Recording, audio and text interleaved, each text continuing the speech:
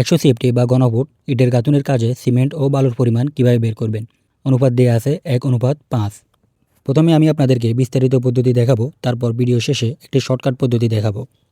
তো আমাদেরকে 100 সিএফটি বা ঘনফুট সিমেন্ট ও বালির পরিমাণ বের করতে বলা হয়েছে, অর্থাৎ আয়তন B সমান 100 সিএফটি বা ঘনফুট আর ড্রাই ভলিউম সমান 100 গুণ 0.35। ইটের গাঁথুনির ক্ষেত্রে ড্রাই ভলিউম 0.35 গুণ দিতে হয় এবং বাকি সব এস্টিমেটের ক্ষেত্রে 1.5 দিয়ে গুণ দেওয়া হয়। এরপর অনুপাত দেয়া আছে 1:5 আর অনুপাতের যোগফল সমান 6। তো প্রথমে আমরা সিমেন্টের পরিমাণ বের করব।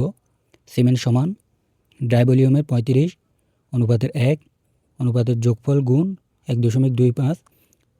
প্রতি ব্যাগ সিমেন্টের আয়তন হচ্ছে 1.25 সমান 4.67। আমরা রাউন্ড ফিগার করে 5 ব্যাগ ধরে নিলাম, অর্থাৎ সিমেন্ট লাগবে 5 ব্যাগ। এবার স্যান্ড বা বালি সমান ড্রাই ভলিউমের 35 অনুপাতের 5 বাই অনুপাতের যোগফল সমান 29.17। আমরা রাউন্ড ফিগার করে 30 সিএফটি বা ঘনফুট ধরে নিলাম। তো এটা হচ্ছে গাঁথুনির এস্টিমেটের বিস্তারিত পদ্ধতি। এবার আমরা শর্টকাট পদ্ধতিটি দেখি। যদি আমাদেরকে 1:5 অনুপাতে গাঁথুরের সিমেন্টের পরিমাণ বের করতে বলা হয়, তাহলে মোট আয়তনকে 0.047 দ্বারা গুণ দিলেই সিমেন্টের পরিমাণ চলে আসবে। সুতরাং সিমেন্ট সমান মোট আয়তন হচ্ছে 100 গুণ 0.047 সমান 4.7 বা আমরা রাউন্ড ফিগার করে 5 ব্যাগ ধরে নিলাম।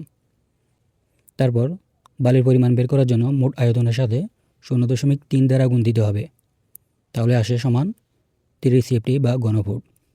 তারপর 1:6 ক্ষেত্রে সিমেন্টের পরিমাণ বের করার জন্য মোট আয়তনের সাথে 0.04 গুণ দিতে হবে, তাহলে আসে 4 ব্যাগ। তারপর বালির পরিমাণ বের করার জন্য মোট আয়তনের সাথে 0.3 গুণ দিতে হবে, তাহলে আসে 30 সিএফটি বা ঘনফুট। এভাবে আমরা শর্টকাট পদ্ধতিতে গাঁথুনির সিমেন্ট বালির পরিমাণ বের করতে পারি।